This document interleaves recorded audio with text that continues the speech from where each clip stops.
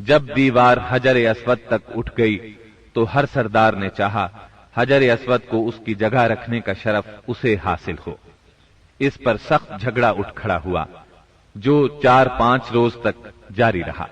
किसी तरह फैसला न हो पाया कि हजर अस्वद कौन रखेगा और करीब था कि हरम में खून रेजी हो जाए, लेकिन अबू उमैया की एक तजवीज सबने मंजूर कर ली। अबू उमैया सबसे ज्यादा उम्र रसीदा था। उसने कहा, मेरी तजवीज यह है कि कल सुबह मस्जिद हराम के दरवाजे से जो शख्स सबसे पहले दाखिल हो उससे फैसला करा लिया जाए, यानी वो जिसके हक में फैसला दे दे हजर अस्वद वही उसकी जगह पर रखेगा। दूसरे दिन सुबह सवेरे जो शख्स सबसे पहले दाखिल हुआ वो नबी अकरम सल्लल्लाहु अलैहि वसल्लम थे। कुरैश आपको देखते ही बोल पड़े, हादल अमीन रज़ीना हादा मुहम्मद, ये तो मुहम्मद हैं जो कि अमीन हैं, हम इनसे राजी हैं। फिर आप उनके नजदीक पहुंचे तो आपको तफसील सुनाई गई। आपने इस मसले का हल ये निकाला कि एक चादर ली, उसमें हजर अस्वद को रखा और सब सरदारों से कहा इस चादर को सब लोग किनारों से पकड़कर उठाएं। सबने ऐसा ही किया। जब चादर हजर अस्वद की जगह पहुंच गई तो आपने अपने मुबारक हाथों से हजर अस्वद को उसकी जगह पर रख दिया। ये इस कदर उम्दा फैसला था कि सब खुश हो गए। नबी करीम सल्लल्लाहु अलैहि वसल्लम बचपन ही से अक्ले सलीम के मालिक थे, पाक दामन थे, भरपूर कुव्वत के मालिक थे। जवानी और पुख्तगी का जमाना आया तो आपकी खूबियां और ज्यादा निखर कर सामने आईं। आप दुरुस्त सोच, सही नजर, बेहतरीन अखलाक और उम्दा आदात का सबसे बुलंद नमूना थे। सच्चाई और अमानत, सब्र और शुक्र, हया और वफा, खैर खाही और तवाज़ो सभी में मुमताज थे। भलाई और एहसान में आपका कोई सानी नहीं था।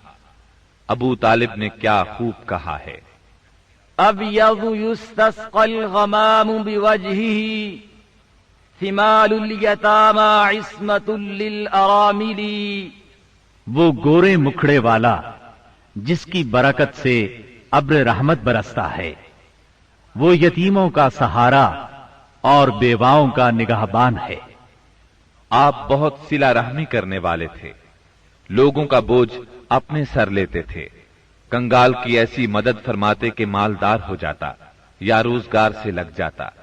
मेहमान की मेहमानी करते और मुसीबत के मारे हुओं से ताअवुन फरमाते। अल्लाह ताला ने आपकी हिफाजत और निगाहबानी का खास इंतजाम फरमाया था और कौम के अंदर फैली हुई खुराफात और बुराइयों के खिलाफ आपके दिल में नफरत डाल दी थी। चुनाचे आप बुतों की ईद पर हाजिर होते, न शिर्क के मेलों में जाते और न आप आस्तानों या गैरुल्लाह के नाम पर ज़बह किया हुआ जानवर खाते, न बुतों ही को छूते और न उनसे तकर्रुब हासिल करते थे।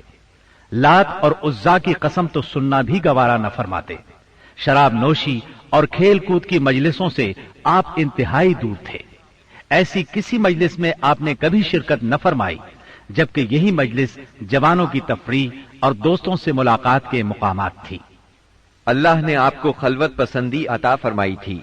अरबों की जहालत और गुनाह आलूद जिंदगी ने आपको अफसुर्दा और गमगीन बना दिया था।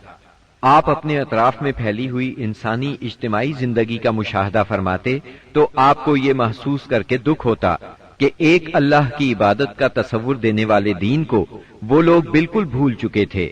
उस दीन को जो उनके जद्दे अमजद सैयदना इब्राहीम अलैहिस्सलाम का दीन था, उसे बिल्कुल फरामोश कर चुके थे। वो अपने हाथों से काबे की तामीर नौ बड़े एहतराम से करते थे, लेकिन खाना काबा में बुत रखकर उनकी पूजा करते थे। ये शिर्क नहीं तो और क्या है, मुनाफिकत, और कहते किसको हैं? जुआ, शराब नोशी, बुत परस्ती और बेहयाई माशरे का जुज बन चुकी है। अल्लाह ताला की वहदानियत का तसव्वुर तो पाया जाता है, मगर इस तसव्वुर को बुत परस्ती के ज़ौक और शौक ने बहुत धुंधला कर दिया है। बुतों की शक्ल में अपने माबूद घड़ लिए हैं। हर कबीले और हर खानदान का एक पसंदीदा बुत है और काबे में 360 बुत रखे हुए हैं।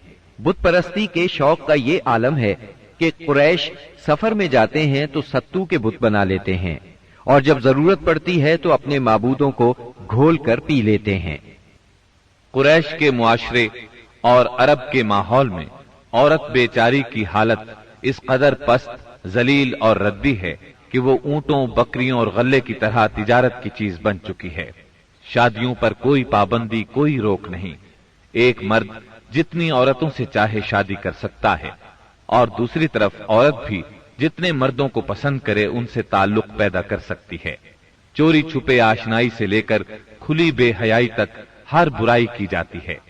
पस्ती और गिरावट की इंतहा है कि मनकूला और मौरूसी जायदाद की तरह बाप की बीवियां भी बेटे को वर्षे में मिलती हैं और वो अपनी हकीकी मां के सिवा अपनी सुतेली माओं से शादी करने में किसी किस्म की आर महसूस नहीं करता।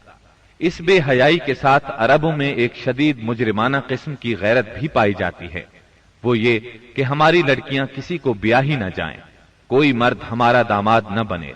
संग दिली की हद तक इस गैर फितरी गैरत के सबब लड़कियां जिंदा दफन की जाती हैं और इस इंतहा दर्जे की बेरहमी पर उल्टा फख्र किया जाता है। आका को गुलामों की मौत और जिंदगी पर पूरा मालिकाना इख्तियार हासिल है। मुल्क में कोई मरकजियत नहीं पाई जाती। हर कबीला अपने एक सरदार के मातहत खुद मुख्तार बना बैठा है।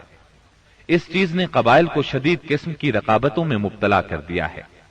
जरा जरा सी बात पर तलवारें नियाम से बाहर आ जाती हैं और बड़ी खौफनाक जंगें होती हैं जिनका सिलसिला कई पुश्तों तक जारी रहता है। आने वाली नस्लें अपने असलाफ और आबाओ अजदाद के खून का इंतकाम लेती हैं।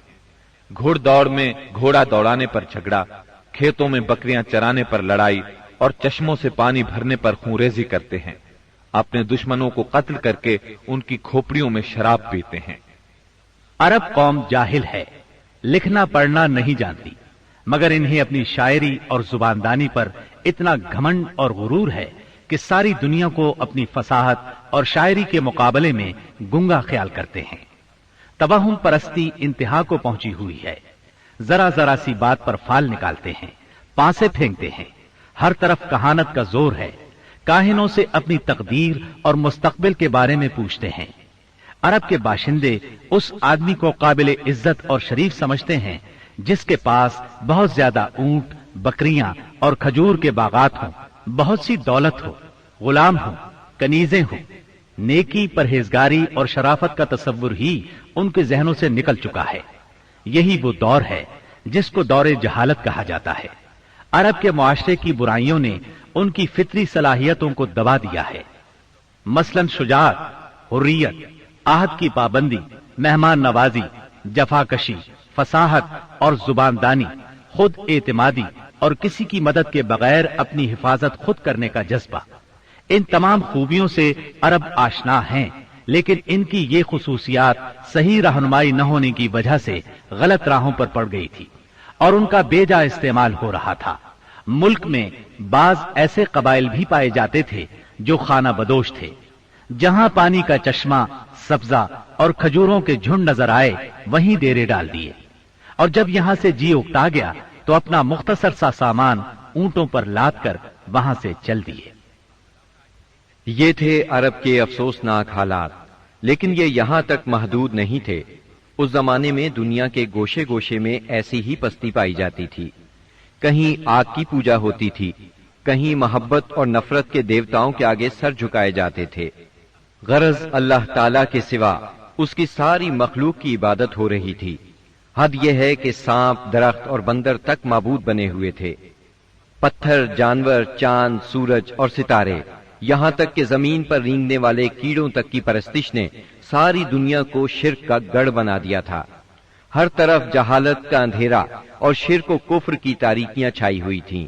उन सब में सिरात मुस्तकीम गुम होकर रह गया था।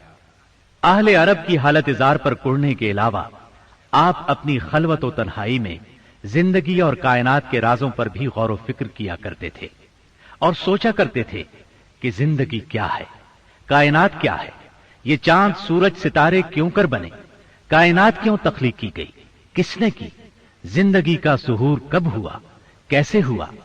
ये वो दिन थे जब आप तन्हाई में गौर व फिक्र की जरूरत के साथ साथ इबादत को भी लाजिमी समझते थे।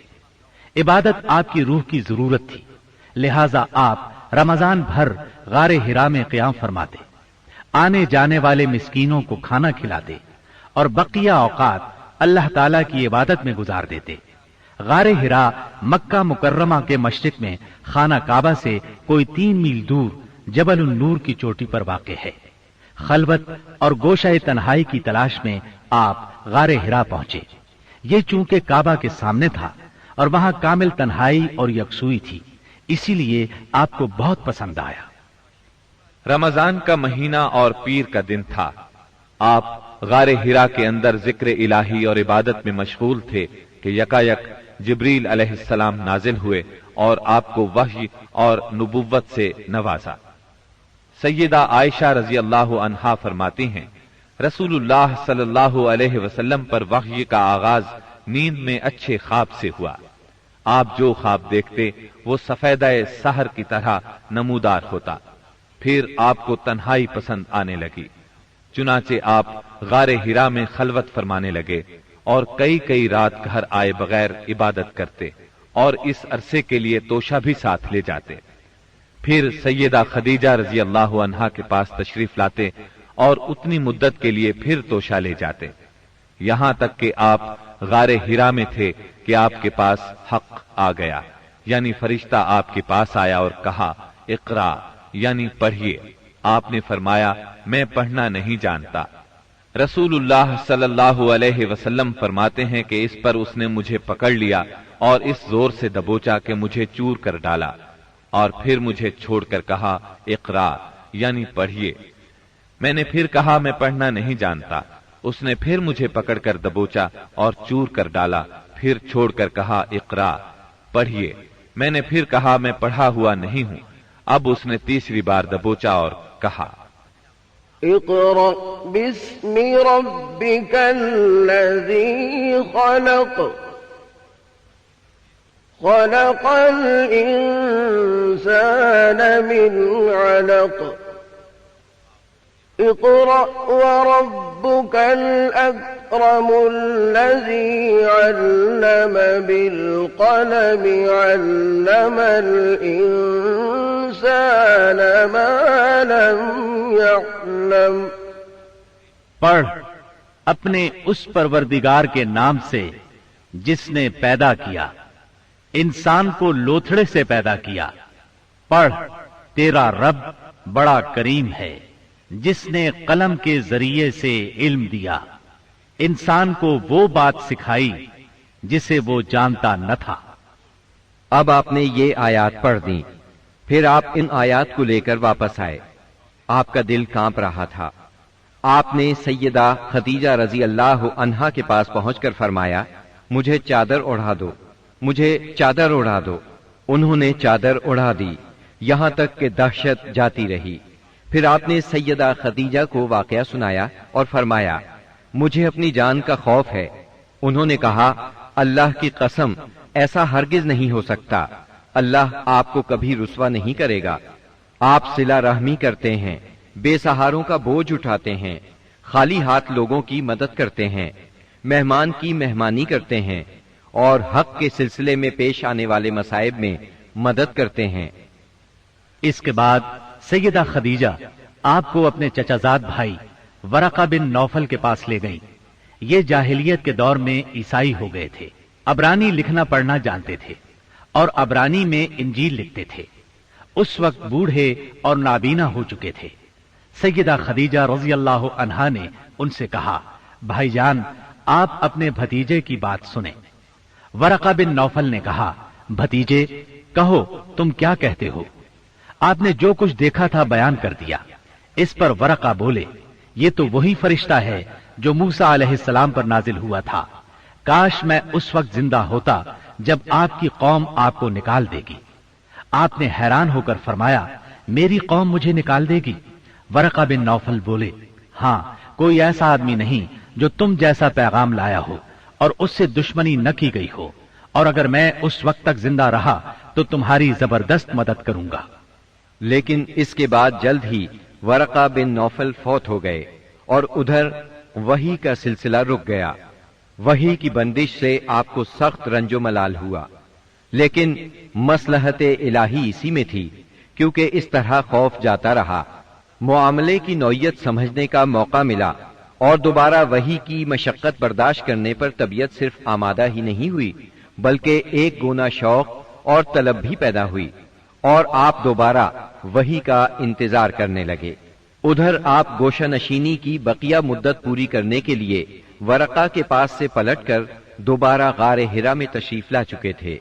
جب ماہ رمضان ختم ہو گیا اور آپ کی اعتکاف کی مدت پوری ہو گئی تو عادت کے مطابق پہلی شوال کی صبح حرا سے اتر کر مکہ معظمہ روانہ ہوئے۔ نبی کریم صلی اللہ علیہ وسلم ارشاد فرماتے ہیں، میں پہاڑ سے اتر کر میدان میں پہنچا تو مجھے پکارا گیا، میں نے دائیں دیکھا، کچھ دکھائی نہ دیا، بائیں دیکھا تو بھی کچھ دکھائی نہ دیا، سامنے دیکھا تو بھی کچھ دکھائی نہ دیا، پھر پیچھے دیکھا تو وہاں بھی کچھ نظر نہ آیا۔ اس کے بعد میں نے سر اوپر اٹھایا تو کیا دیکھتا ہوں کہ جو فرشتہ حرا میں میرے پاس آیا تھا وہی آسمان و زمین کے درمیان موجود ہے۔ یہ دیکھ کر میرا پورا وجود اس کے رعب سے بھر گیا، یہاں تک کہ میں زمین کی طرف جھک گیا۔ پھر میں خدیجہ کے پاس آیا اور کہا، مجھے چادر اڑا دو، مجھے چادر اڑا دو، مجھے کمبل اڑا دو، ٹھنڈے پانی کے چھینٹے مارو۔ انہوں نے کمبل اڑا دیا، ٹھنڈے پانی کے چھینٹے مارے، پھر یہ آیات نازل ہوئیں، یا ایھا المدثر قم فانذر وربک فکبر وثيابك فطهر والرجز فاهجر۔ اے کمبل پوش، اٹھ اور لوگوں کو ان کی بدعملی کے نتائج سے ڈرا، اپنے رب کی بڑائی بیان کر اور اپنے کپڑے پاک رکھ اور گندگی سے الگ تھلگ رہ۔ بعثت نبوی کے ابتدائی 3 برسوں میں آپ چپکے تبلیغ کرتے رہے۔ اس دوران میں سیدنا ارقم رضی اللہ عنہ کا گھر اسلامی تحریک کا مرکز بنا۔ یہ گھر کوہ صفا کے دامن میں واقع تھا۔ نمازیں گھروں کے اندر اور پہاڑوں کی گھاٹیوں میں پڑھی جاتی رہیں۔ اس تبلیغ کے ذریعے سے چراغ جلتا رہا۔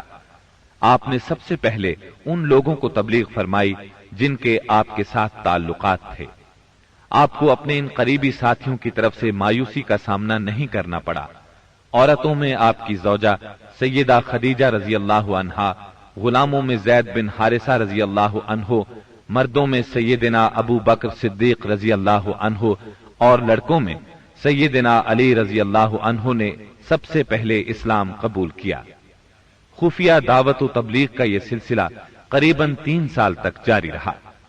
اس عرصے میں جن حضرات نے اسلام قبول کیا ان کے نام یہ ہیں: بلال بن رباح، عثمان بن عفان، زبیر بن عوام، عبد الرحمن بن عوف، طلحہ بن عبید اللہ، سعد بن ابی وقاص، عمرو بن انبسہ، خالد بن سعد بن عاص، عمار بن یاسر، خباب بن ارت، ابو عبیدہ بن جراح، سعید بن زید، جعفر بن ابی طالب، عبداللہ بن مسعود، ابو سلمہ، عثمان بن مظعون، صہیب رومی اور ارقم رضی اللہ عنہم۔ مجموعی طور پر قریباً 40 افراد نے اسلام قبول کیا۔ ان حضرات کو السابقون الاولون کہا گیا۔ اس خاموش تبلیغ کے نتیجے میں 40 افراد نے اسلام قبول کیا۔ اس طرح اسلام کی بنیاد مضبوط ہو گئی۔ تب اللہ کا حکم آیا، اے کمبل لپیٹ کر لیٹنے والے، اٹھو اور خبردار کرو، اپنے رب کی بڑائی کا اعلان کرو۔ یہ سورہ مدثر کی پہلی 2 آیات کا ترجمہ ہے۔ ان میں نبی صلی اللہ علیہ وسلم کو اس عظیم اور جلیل کام کے لیے اٹھنے اور نیند کی چادر پوشی اور بستر کی گرمی سے نکل کر جہاد، کوشش اور مشقت کے میدان میں آنے کے لیے کہا گیا۔ یا ایھا المدثر قم فانذر، اے چادر پوش، اٹھ اور ڈرا۔ گویا کہا جا رہا ہے جسے اپنے لیے جینا ہے وہ تو راحت کی زندگی گزار سکتا ہے، لیکن آپ جو اس زبردست بوجھ کو اٹھا رہے ہیں تو آپ کو نیند سے کیا تعلق، آپ کو راحت سے کیا سروکار، آپ کو گرم بستر سے کیا مطلب، پرسکون زندگی سے کیا نسبت، راحت بخش ساز و سامان سے کیا واسطہ۔ آپ اٹھ جائیے اس عظیم کام کے لیے جو آپ کا منتظر ہے، اس بھاری بوجھ کے لیے جو آپ کے لیے تیار ہے۔ اٹھ جائیے جد و جہد اور مشقت کے لیے، تکان اور محنت کے لیے اٹھ جائیے کہ اب نیند اور راحت کا وقت گزر چکا، اب آج سے مسلسل بیداری ہے، طویل اور مشقت سے لبریز جہاد ہے۔ اٹھ جائیے اس کام کے لیے مستعد اور تیار ہو جائیے۔ یہ بڑا عظیم اور پرہیبت حکم ہے۔ اس نے نبی صلی اللہ علیہ وسلم کو پرسکون گھر، گرم آغوش اور نرم بستر سے کھینچ کر تند طوفانوں اور تیز جھکڑوں کے درمیان انتہائی گہرے سمندر میں لا کھڑا کیا، لوگوں کے ضمیر اور زندگی کے حقائق کی کشاکشی کے درمیان پہنچا دیا۔ پھر رسول اللہ صلی اللہ علیہ وسلم اٹھ گئے اور قریباً 20 سال تک اٹھے رہے۔ آپ نے اپنا چین، سکون اور آرام چھوڑ دیا۔ زندگی اپنے لیے نہ رہی، اہل و عیال کی نہ رہی۔ آپ اٹھے تو پھر اٹھے ہی رہے۔ کام اللہ کی طرف دعوت دینا تھا۔ آپ نے یہ کمر توڑ بار گراں اپنے کندھوں پر کسی دباؤ کے بغیر اٹھا لیا۔ یہ بوجھ تھا، اس روئے زمین پر امانت کبریٰ کا بوجھ، ساری انسانیت کا بوجھ، سارے عقیدے کا بوجھ، میدانوں میں جہاد اور دفاع کا بوجھ۔ آپ نے 20 سال سے زیادہ عرصے تک مسلسل اور ہمہ گیر مارکا آرائی میں زندگی بسر کی، اور اس پورے عرصے میں جب سے آپ نے وہ آسمانی ندا، اللہ کی آواز سنی اور یہ بھاری ذمہ داری پائی، آپ کو کوئی ایک حالت کسی دوسری حالت سے غافل نہ کر سکی۔ اللہ آپ کو ہماری طرف سے اور ساری انسانیت کی طرف سے بہترین اجر عطا فرمائے، آمین۔ پھر اللہ تعالی نے آپ کو حکم دیا، فاصدع بما تؤمر وأعرض عن المشركين۔ اے نبی، جس بات کا آپ کو حکم دیا گیا ہے اس کا صاف صاف اعلان کر دیجئے اور مشرکین سے رخ پھیر لیجئے۔ پھر مزید حکم ہوا، وأنذر عشيرتك الأقربين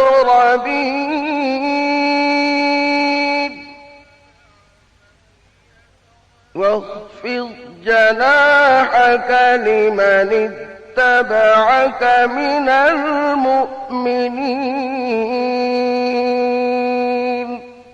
اور سب سے پہلے اپنے قریبی رشتہ داروں کو کفر اور شرک سے ڈرائیے، اور جو ایمان لے آئے اور آپ کی پیروی کرے اس کے ساتھ نرمی اور شفقت کا معاملہ فرمائیے۔ جب آپ کو عام دعوت دینے کا حکم دیا گیا اور یہ ہدایت نازل ہوئی کہ آپ اپنے قریب ترین عزیزوں کو سب سے پہلے اللہ کے عذاب سے ڈرائیں، تو آپ نے صبح سویرے کوہ صفا پر چڑھ کر بلند آواز سے پکارا، یا صباحا۔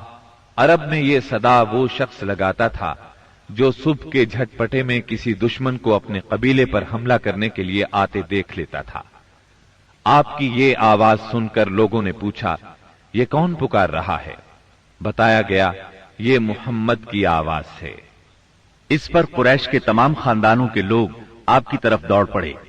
جو خود آ سکتا تھا وہ خود آیا، جو نہیں آ سکتا تھا اس نے اپنی طرف سے کسی کو بھیج دیا۔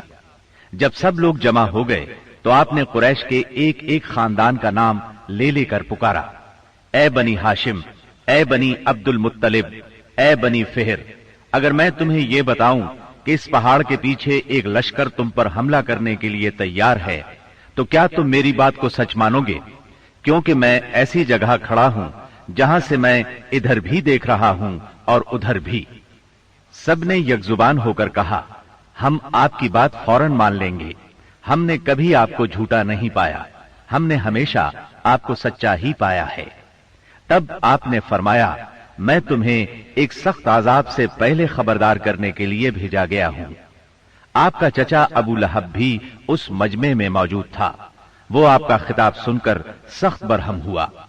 کہنے لگا ستیہ ناس جائے تیرا، کیا اس لیے تو نے ہمیں جمع کیا ہے؟